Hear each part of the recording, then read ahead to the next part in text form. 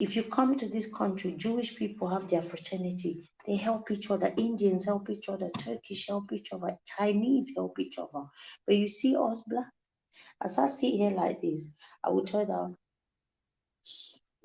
somebody that wants to, that's always attacking or wanting something that I did, will be my fellow sister or brother.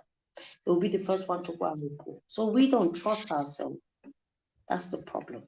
Love doesn't exist when it comes to people just meeting you, wanting to help. Even your own family will be scared to go to extra miles for you. You have to come with that level of survival mood.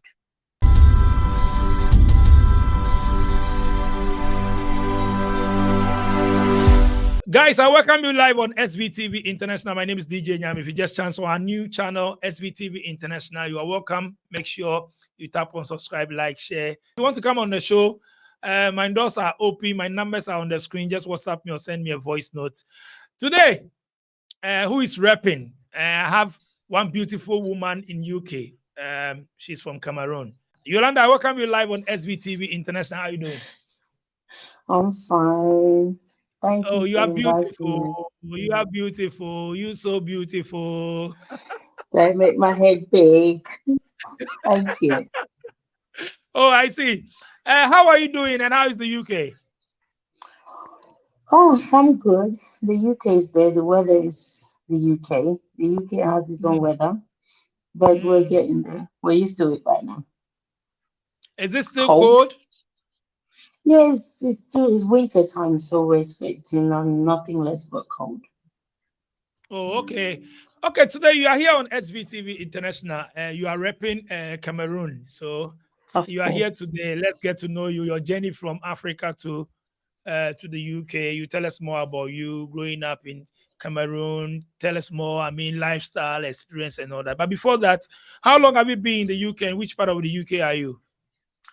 Oh, I've been here donkey man. I've been here 30 years. 30 years. Wow. Well done, oh, well done. 30 years in the UK. Wow. Then today you are going to tell us more about UK. 30 years in UK, you've done well. So, I mean, let's start from, we'll come back to UK. Let's start from Cameroon. Let's get to know growing up in Cameroon, which part of Cameroon you from, your tribe, your culture. I mean, tell us more about you. Let's get to know A Yolanda. bit about more. Okay. Basically, my name is Yolanda, and I'm originally from Cameroon, but I grew up in London, East London to be precise, but I'm now living North London. Right. I left Africa as a kid, very young, and at the age of, let's say, 9, trying to, that's all I remember about Africa at 9, but at 9 years old in Cameroon as an adult. I was raised by my grandmother, bless her soul. And 1994, I came to England and to meet my mom. And ever since I've been here. But growing up in Africa, it was great. I remember as a kid running naked under the rain to your feet get soaked, and you come home, your mom or your grandma will be shouting at you. I remember I was more of a tomboy. I wasn't this girly. So I used to like climbing trees, going to eat mango, guava, play dodgeball, football, because I grew up walking more with the boys, my cousins and stuff. But Cameroon for me is still fresh like no other, There's a lot of great memories there. And I have been there quite a few times. But if you ask me, there's no place like home. And I pray that one day, if I'm retiring, definitely I'm going back. I have to go back. Oh, okay. How many siblings you have? I mean, leaving Cameroon to UK to the UK, you were young then. So let's get to know Yeah. your family. My mother is Bali Nyonga to be precise, and my father is Bayangi from the southwest, and my mother from the northwest. So Wow. we speak broken English, which is pidgin English. You know, that's our generic, like our general language in the Anglophone side, sorry. So I remember games as a kid, all I know in Cameroon was fun. You know, obviously I didn't have no responsibility then, you know, going to run out on the rain, climbing trees, going to the village, going to the farm. You miss all those things, eh? Yes, I miss the whole, you know, the real life, getting dust in your nose, getting, you know, a lot of things that kids hear that will prevent you from it in the name of let's be cautious. In Africa, is, you know, if your hand, like they say in pidgin, in Cameroon pidgin, your hand must dirty for you for no say don't enjoy. You understand? You must Hey, get your hand dirty. you still speak the PG. Of course, because at home my mom said no English. It was strictly pidgin. Oh, So I my see. language, yeah. So I speak pidgin very well, and I speak my language, my native tongue. So my mom Wow. never gave me that ajebo life, that soft life. No, it was strictly African. She said to me, outside is London, is British, and inside is Cameroon. So she was very strict and determined to raise me as an African woman, which I really Wow. thank her for that. Wow. But Africa was good. You're talking about mom, mom, mom. You're not talking about dad, dad, dad. What's up? Is it like my father is No, I listen, want to know why. when Oh, you're talking about my okay, mom, my mom, my okay, mom. You guys are not talking about dad, dad. I want to hear dad, dad, dad. What's happening? okay. My father he's a good guy, but Mm, obviously, you know, in Africa, when two people have a child and they're not married and they kind of like single mother, you know, doing their own thing. He got remarried when they separated. I was very young. And like I said, 13 years in England, I got to know more of my mother's side than my father's side, you know. Even though I lived with them for a couple like a year or two when I was in Cameroon, but the bond is really pretty much on the mother side because, like I said, my mother's mother, my grandmother raised me. And, you know, as a non married woman back then, you know, being associated with somebody that you've got a child, it wasn't the issue like here we do co parenting. You know, it was either Pikinde or mama or Pikinde or papa. Papa give money, you know, papa can visit. So I didn't really get to know him as much as I would have loved to. But it's not because of any issue, it's the fact that I left mm, Africa young. But we mm. communicate, we have a good communication, you know. Thing. Wow. So he, Okay. Since you were young before leaving, I mean, Africa, let's go to the UK. When you got mhm. there, 9, growing up there, I know you start school and all that. I mean, let's hear more from the UK when you Okay. went there. When I moved over here, that was 1994. And oh my God, it was bloody weird. It was just the weirdest thing ever. First of all, I thought every white person looked the same, and every road looked the same. And I didn't understand the English because everything sounds like ha ha ha ha ha ha, like very fast. And I remember when I started my first day in primary school, and my mother walked me to show me like road to school, and I just couldn't believe that. It was very weird. You know, in Africa there's this level of energy, you know, but in Europe somebody can walk past you, you greet them, they don't answer you. And you know, as a typical African kid, you'll be like, good morning, ma, good morning, sir, and they'll just look at you like this, and walk. So I, and also me being that I had speech impairment when I was young, I was a bit of a stammerer. So it was quite difficult because coming here, my stammering was not a problem of issue of being bullied. But when I came here, being a stammerer became a thing of being bullied in school for not being able to express myself as the average kid. So I remember people mimic me and make things, but I just didn't understand why stammering. So I used to say to myself, for stamina problem. Since when stammer don't become a two picking they sing for you, they go to sing, take the face. But one thing that I have to say with chess, nobody could ever bully me physically because I think as a kid I set my stamp when it got to the physical abuse of bullying in school, in secondary school. Me and Miss Tamara, I was a tomboy, I was a fighter. Even back home, I was a fighter. So one person tried and I staked a signature, and everyone knew that African girl is a bad girl. Like, don't fuck with her. That's where I realized that being African, being able to run and having a bit more energy, people start drawing to you because, oh, you're strong. Let's just say like a little thing like a Francis Ngannou now. Everybody wants to know because he's a good fighter. So me in school, it was like I was a she Francis Ngannou in a way because the black girl came in, the African girl.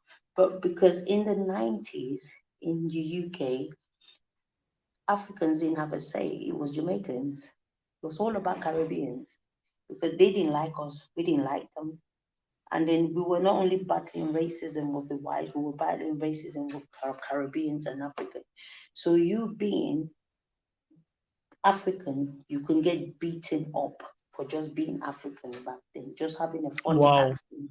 Oh yeah, it was Wow. hard. It was very hard because being African was a thing to be ashamed of. I've seen where African people, yeah, African kids will lie that they're Caribbean just so they don't get abused or not fit in a certain crowd. But me, Cameroon all the way, 100%. You couldn't even take it off me. It was there, the accent, the everything. So I come to realize that, there was also a black and hate black, which is what was really shocking to me because I know that this person has the same color. Why would they be discriminating me? But as time goes up, you fit in. So I became a little bit more, I started learning the English. Before I know it, my stammer is gone.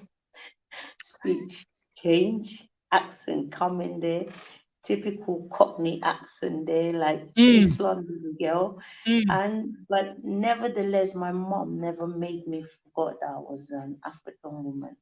So I wasn't allowed to really speak English at home because she said I speak it in school. So in my house, it was Pidgin English or Balinyonga, which is my native tongue. So I'm cooking, cleaning, and 16, she introduced me to go and get a weekend job. So she kind of pushed me to be strong. It was like she was preparing me for this whole thing. But growing up in England, I would say it was very challenging for me. It took me a while to kind of settle in, but I then make friends with some lovely African girls, Ghana, Nigeria, Sierra Leone. So Chantel was from Ghana, and then we have Ola, and then we have Maria too.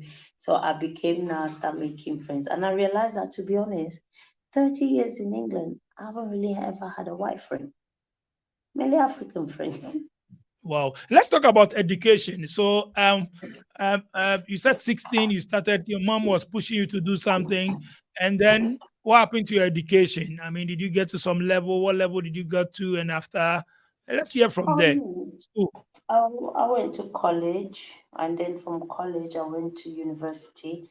I studied new media journalism.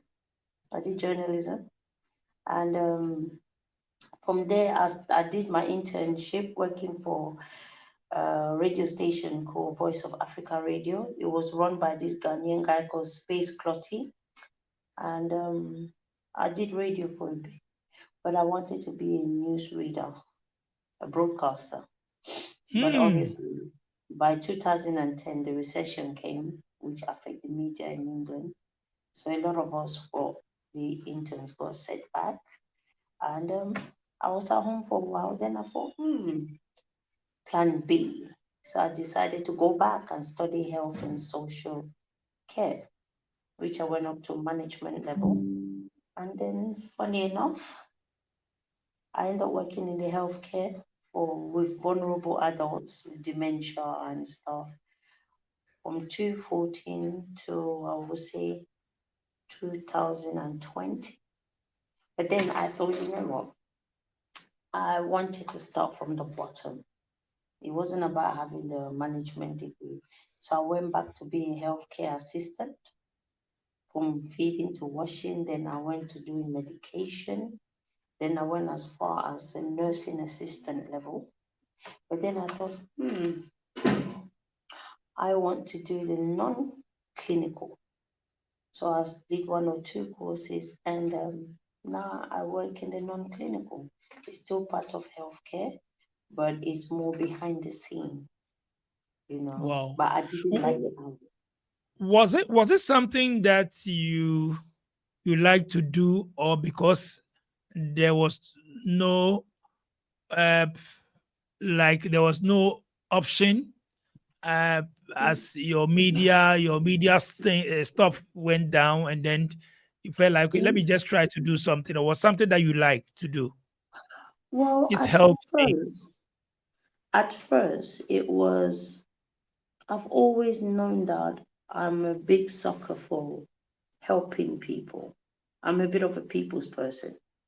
And as you can see from my social media, I like to laugh, I like to dance, I like to sing. It's not like I'm 24/7 a happy, jolly go Larry, like they say in Cockney, but I like positive, you know, atmosphere. And working with vulnerable adults or people per se was something that has always been at the back of my mind. But when my grandmother moved over to the UK and she got sick, helping, looking after her, and watching how the carers used to help. And something told me, she always used to say to me, typical African parents be like, you can be a doctor, you can be a lawyer. And she's always said to me, why don't you do something that you'll be giving back to people? Because I can see you're a people's person. Media is not working. What is plan B?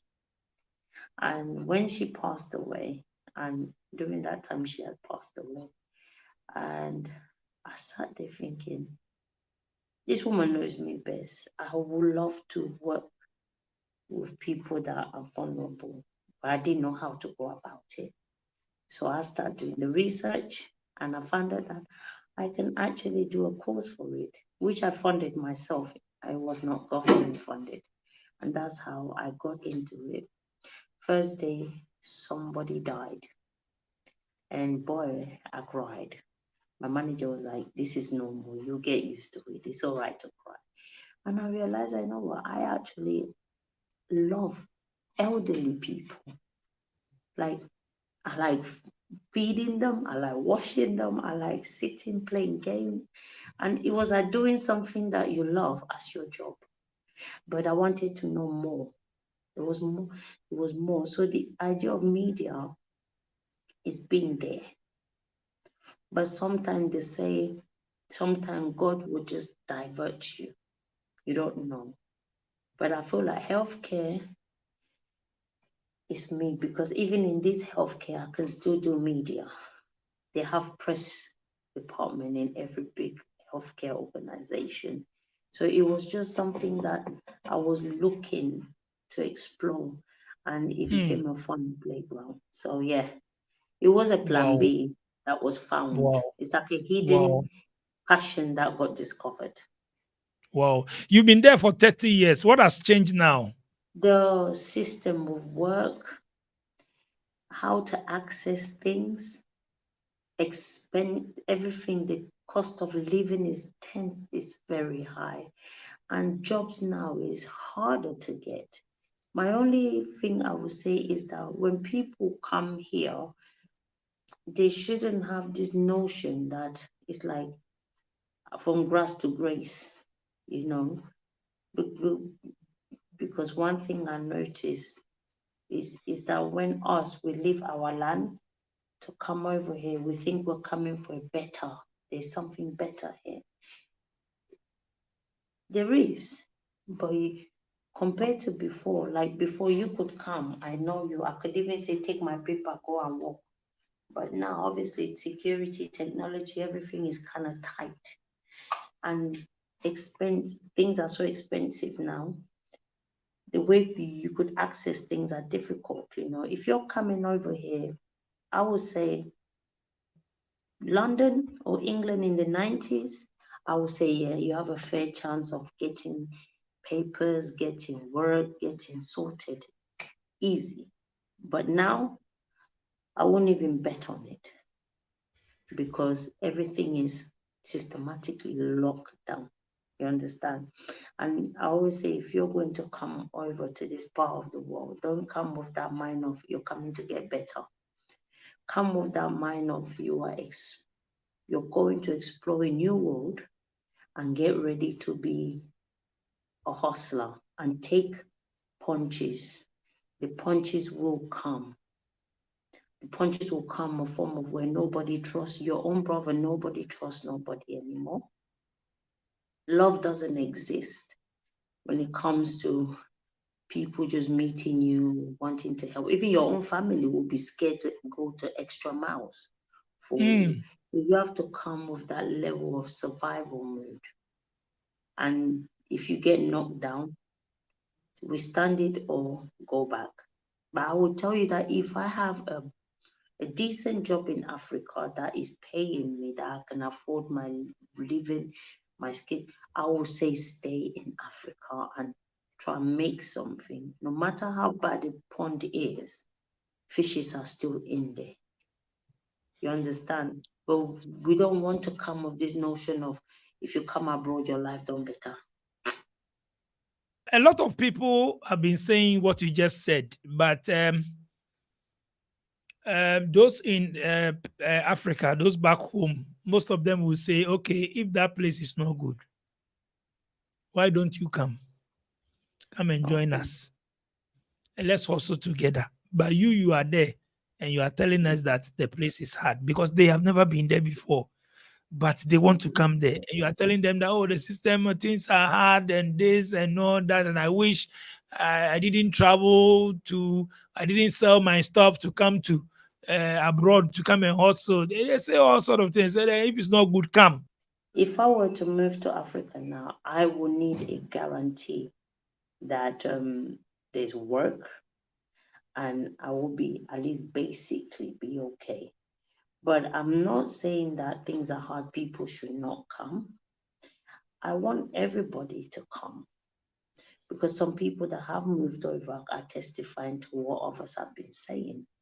But Africa that we know now, the Africans that are there, that are living, if they are struggling over there, what do you think someone like me that hasn't learned the system, majority of us has left, things have changed. You see, like you now, if you step foot in London, in England, I can tell you go left, go right, go center.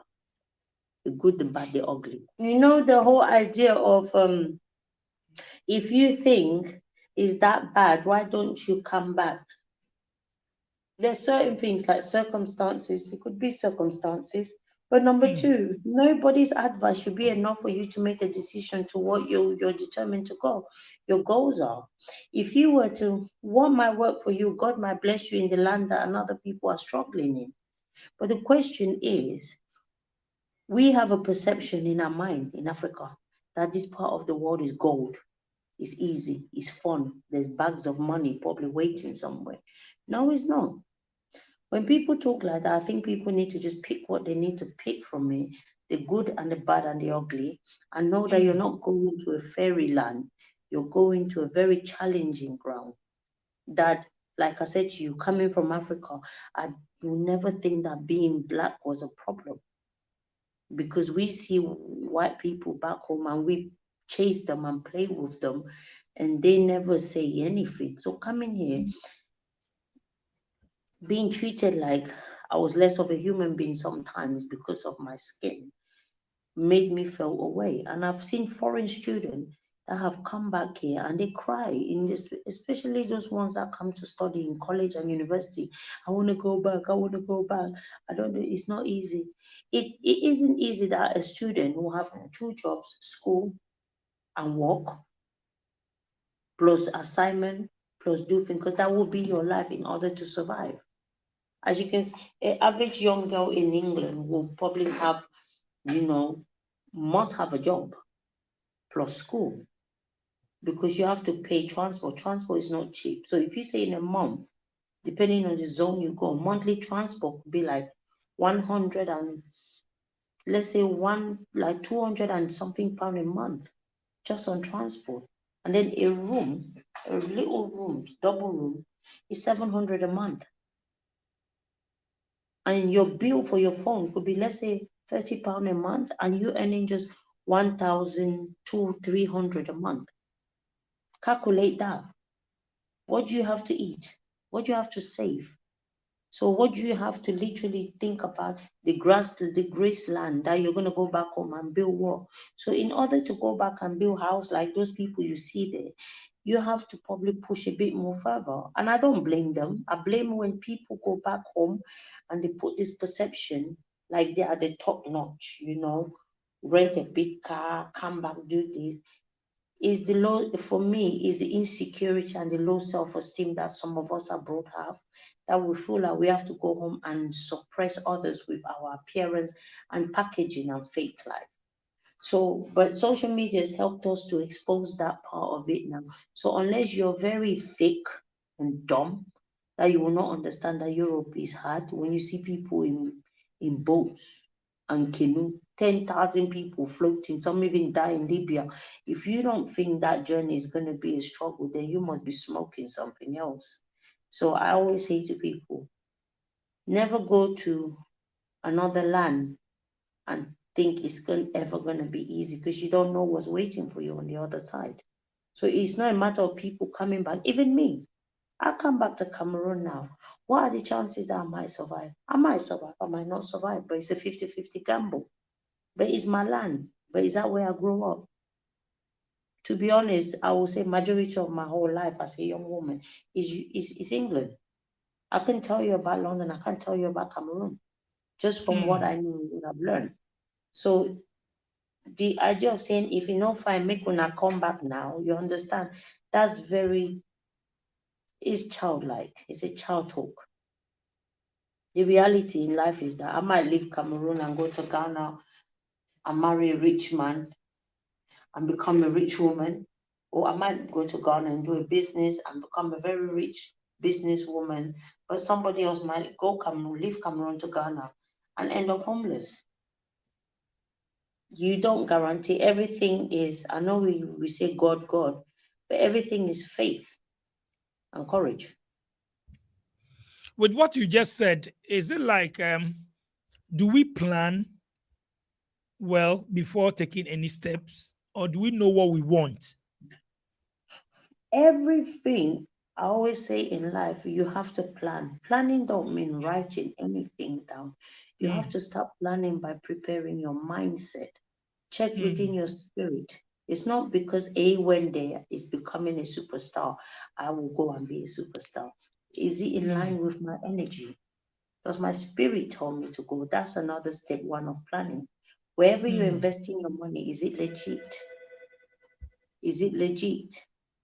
If then two, you prepare your mind for a change, because you're going for a change. And one thing I've noticed with us is that, unlike the white people, they strategize before they move. We go and let it happen before we say, hey God, my God, I regret this. Oh, why is it? We don't research. Word of mouth has more strength in our community than structure and strategizing. So I always say to people, it's not about what someone says. Research the country. Everything is online. Look at how the economy is doing.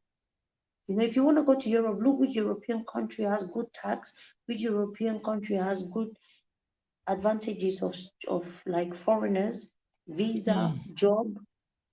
You will not say you want a good country to study and blah blah blah. Then you leave Africa to go China, or you leave Africa to go to Romania and all those countries.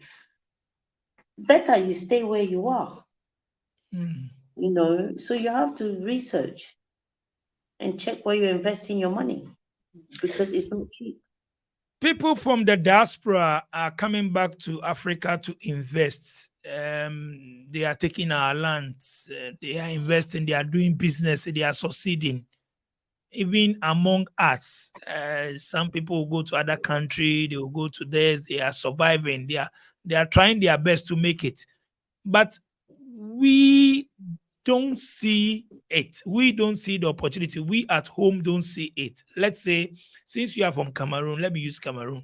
Most of the youth in Cameroon will be complaining, we want to go to abroad, but around them, there are opportunities that we don't see it. Is it like bounce back to the research, or is it like we don't want to take a risk, or is it like what? Mindset is we should travel before we will make it. What is killing us is the lack of research, like I said. No land is smooth. Where there is shit, like my grandmother always used to say to me, diamond, all these stones, all this gold and things that the world is fighting for. When you look at where they are from, they are not clean. They are dirty. Diamond is dug from mud. These things get washed and become purified and become attractive. So that's how Hmm. Africa is.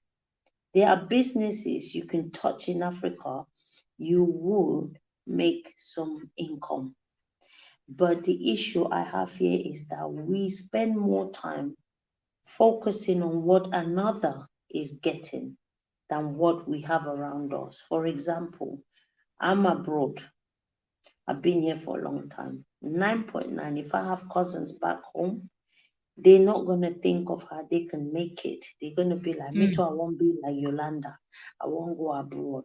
I want to film. But this was my destiny that God said I will not be in Africa at that age.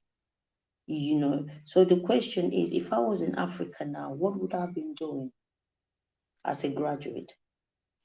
Maybe not work in a fancy office because it might be tough to get a job, but maybe probably speak to someone that I can think of a good business and look at the economy and where it's working. If it's not working in Limbe, move to Boya. If it's not working in Boya, move to Douala. Learn to be a nomad.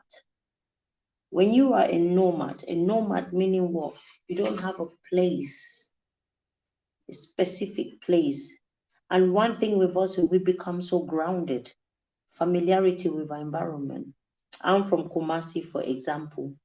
One person will expect to make million in Kumasi, meanwhile he's been there for 30 years, 40 years. Business no they work out, but you're still in Kumasi. Move somewhere else. Try something else. And which is why we go back. The only people I've seen in Africa that are they don't mind taking challenges. They will move even in a dog hole just to make it, good or bad, is Nigerians. They like to explore. They will go everywhere. They So I take always, risk. yes, but life is about risk. You can't be so comfortable. You become familiar. Like it's like taking paracetamol every day. Your body immunes to it. You become immune to your environment. So you don't even see the good things in that environment because your vision. One thing people don't understand is that how your body is, how it functions, your chakra, your energy. Hmm. If you familiarize with one thing over and over, that's what your mind becomes. You understand? Oh, we spend more time in Africa dwelling over sad things than the good things. The only time you see Africans that I've noticed we are jolly football, sports, food. Food, food and football, travel, that's what gives us zest, but that's not life. Life Entertainment. is Entertainment. yeah, entertainment. in general. Thank you. Entertainment. But people even forget that that same entertainment, you can also make money. And even the ones that are making money, they will withhold information to not share. But that's what social media is about. If I twist and I get money, more views means more money. We will not want to tell each other how to twist and get that money. I keep it to myself, which is what here we we don't see with other Jewish, Turkish, you know, English people. They communicate with themselves. You know, if you come to this country, Jewish people have their fraternity. They help each other. Indians help each other. Turkish help each other. Chinese help each other. But you see us black. As I sit here like this, I will tell that somebody that wants to, that's always attacking or wanting something that I did, will be my fellow sister or brother. They will be the first one to go and report. So we don't trust ourselves. That's the problem. So That's with the that, we problem. look too much on others. How can we, when are we going to change our mind, this mindset? When are we going to change it? This mindset will change when certain public figures also change. You know, the head of the house cannot preach. The head of the house cannot preach peace when all he's bringing is chaos. You can't preach that somebody to be good while you don't practice that good. Our economy is our problem. Our politics is our problem. And some of us, our upbringing, our homes. In Europe now, typical African homes now don't practice their culture anymore because they all want to be more like the white man's system than our system. So that start from what? We back home start glamorizing these people and putting them in a pedestal, which makes us automatically what? Beneath. Meaning what? I don't want to. I want it this way. Down to medications, the natural remedies dying. So I said it starts from home. That's why there's a say charity begins at home. If home can put things into perspective and start following it, people, the world follows what is trending. You understand? We have big people in power, not even politics, that can put certain things without sweeping it under the rug. You know, a little bit of challenge the economy a bit. We need to start protesting. Yes, I know we say blah. It might not work in our generation, but some generations to come, it will work. Because if you look now, and you can bear me witness for this, the young version of you in college and university, the way things used to go, freedom of expression as a media person, compared to now, there's a big window gap. It's evolving, but it's going to take time. But we as generations presently, we must also take that chance like the Martin Luther did. You know, they stood it. Yes, he died, but guess what? A change took place. Somebody has to start it, and it's home. And we as well, abroad, as Africans, we need to stop that fake life packaging shit. Teach these people the reality. Sometimes video the part that they don't expect to see. You know, show the side that don't always, show the part that is thing. Is good if you're somebody that you have plans to move back home. Like me, when I go back home, you wouldn't even know that I from abroad. I don't. When last did you visit Cameroon? 217. That's long time. I know, but you have to Why? understand. 2017. That's long time ago. Do you know why? Do you know why? Why? Because I don't. Why you I don't don't visit have. often? I don't have friends there. You have to understand. Oh, Most you of don't my have friends are friends. here. But 30 years abroad, most of my friends are here. So when I But you go still have back your home, family. You still have your family members there. majority of them are abroad studying. So it's mainly my Mm. aunties. So I get bored. When you go there, like all you do is The enjoyment is not the same. My auntie can't be dragging me, you know. And when I go with my mom, there's no way I'm going party with my mother. Hell no. It's not happening. No, but Why you know? I'm going this December coming. I wanna go. Oh, this December. Okay. Okay. So let's move on. I mean, aside that, let's get to know other side of you. Are you married? You have family and all that. So No, let me I'm know. not married. I'm not married. You are single. Yes. So kind of, you see, have you ever been How married before? no. Oh, I see. But you're a beautiful lady. Somebody who kind of like, why? Why a beautiful lady like you are still single? The men are there. They say they are looking for this woman and all that. They want to marry. Why are you single? It's you it's a bit funny when people ask such questions because you meet a young woman like me, maybe she's a widow, or maybe she's not had that luck in relationship, or maybe she chose to be celibate and just be alone. You Oh, okay. know, So you have to it's tell a me. Me, I choice have to just asked you. I have it's just a asked you a choice to question. marry. So it's you. I asked you a People question. So ask it's me you that you that. have to tell me. Eh? No, people ask me that, but let's just say when you come out of a relationship, the best bet Mm, is not to jump to the next. So sometimes you want to figure out yourself and also mm, see where, like I said, it's kind of analyzing everything, the good and the bad, mm, and then you see where your error was and what you can change so you don't carry same traits into the next mm. relationship. Oh, Let's just okay. say I was separated and I'm single. You are single. Okay.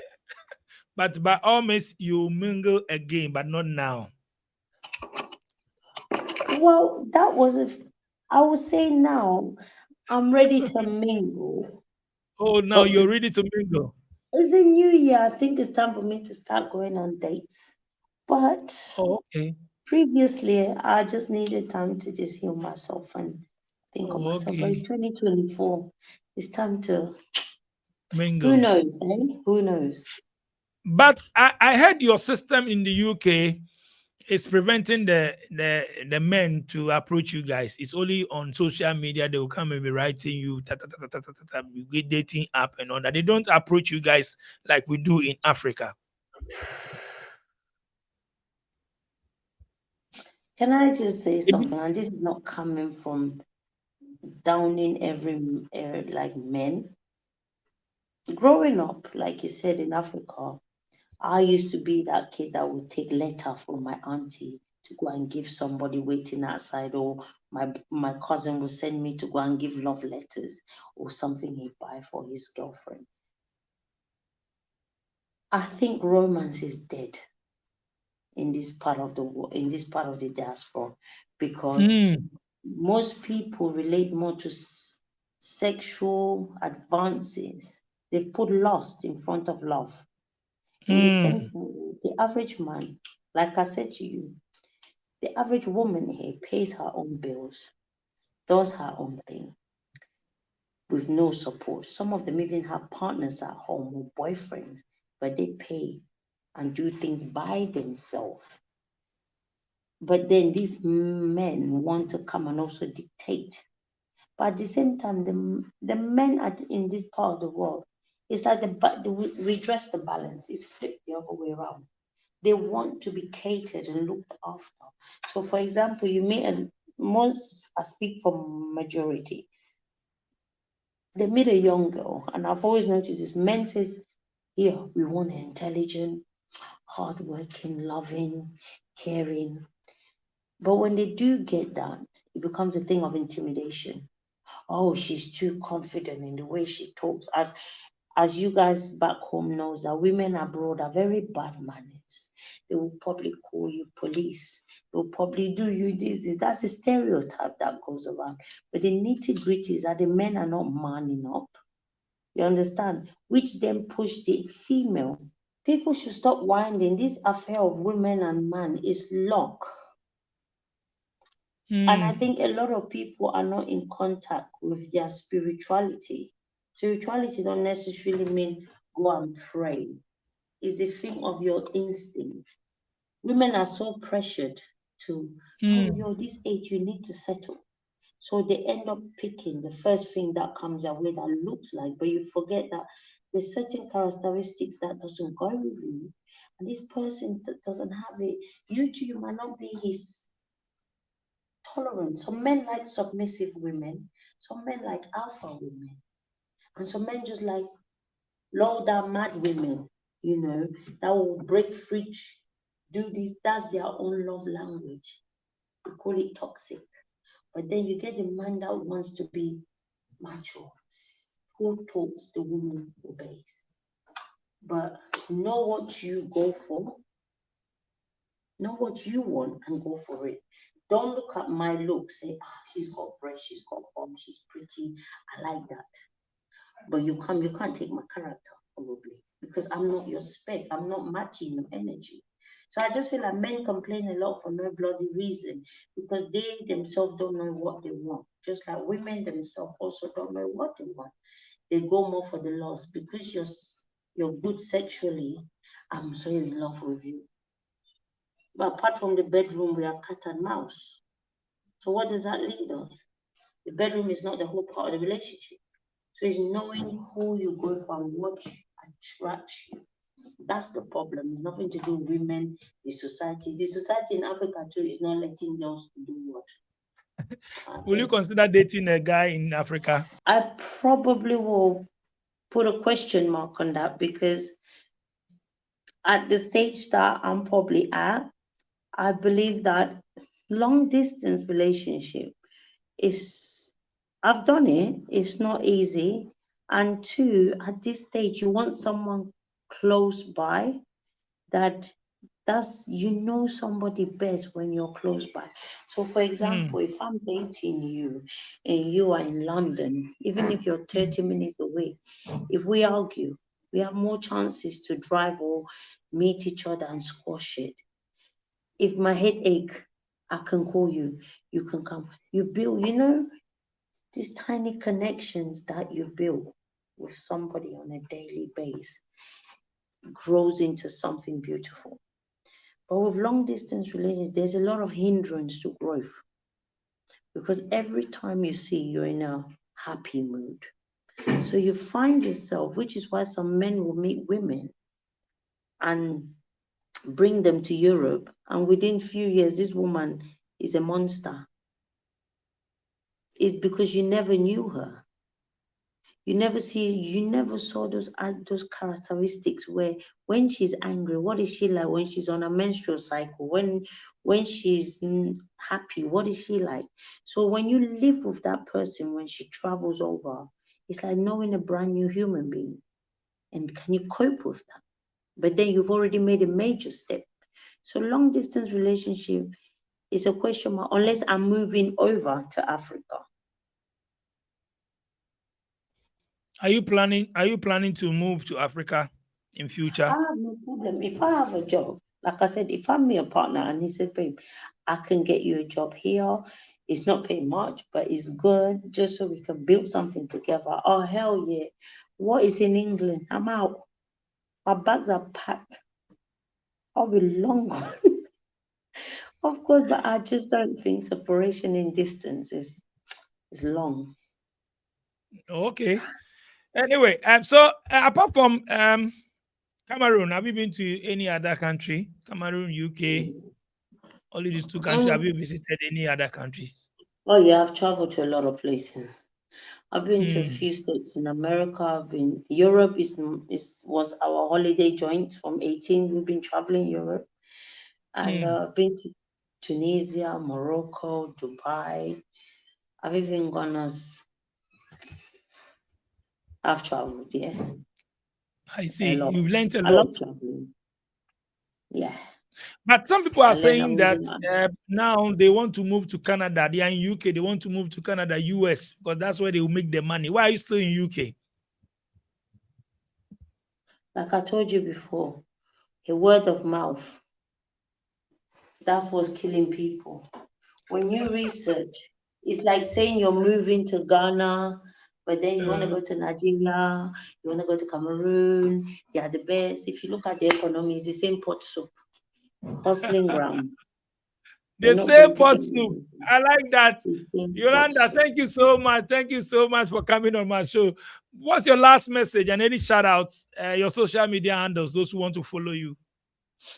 No, with my social media, it's my own little, even there's my own little private thing. I don't really have anyone to shout out to. But I just have one message. Or I would just like to say to people, please, when you're planning to come abroad, don't listen to people. Follow your gut instincts and do your research. And don't idolize nothing. Nothing about Europe is easy. Even down to the food you eat is not easy. Nice Stay one. away. What's your social media handle? Oh, I can be seen on TikTok, you I want the know, men to come maybe. and send their application, their proposal.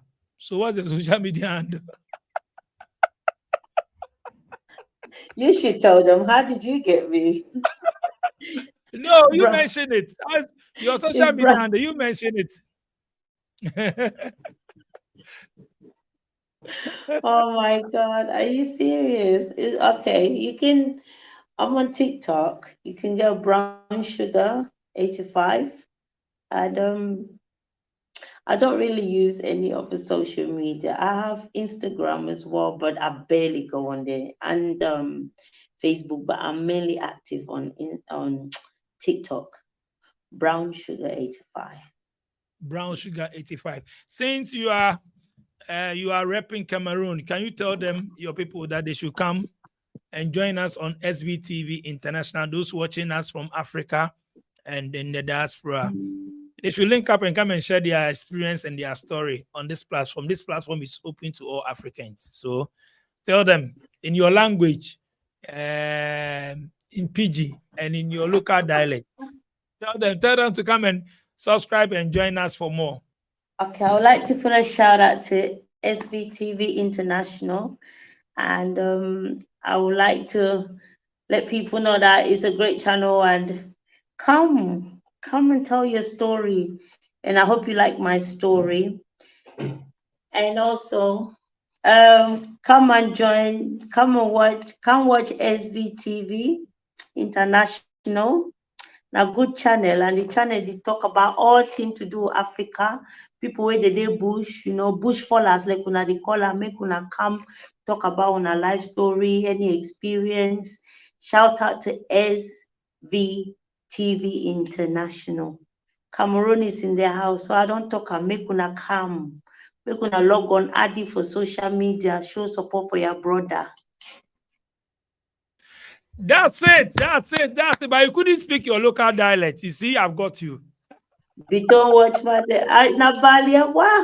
How do you want me to speak it? You Speak sure? it, your language, your local Okay. language. Banava Babito, Kitty SBTV, your channel bonket, Anchu Kengonke, Majingon, Kengonke, Mangon Kumbi, so Mbumbo Bito, Remti Fedin, my supporting channel Nguket. So mfanji kanjamo bisekiti yanga yumsunganja kabwa nchatio Batney in the house. Yolanda, thank you so much for coming on my program, SBTV International. I hope you had fun. You enjoy the vibe, right? Yeah, it was fun. Thank you. Thank you so much. Tell all your friends that they should come on board and come and have a So chat I with can you. watch this on your TikTok channel. No, it's on YouTube. I'll send you a link there. You subscribe. I'll send you Okay. one video, just one video to lead you to the channel. Okay. Thank you for coming on my show and keep in touch. Okay. All right. Take care. Okay. Thank you so much for coming on my show, Yolanda, on SBTV International. I told you guys it's fun. Come and join us. Rep your country too as well, wherever you are watching me from, any African country or in the diaspora. Just link up. Let's vibe.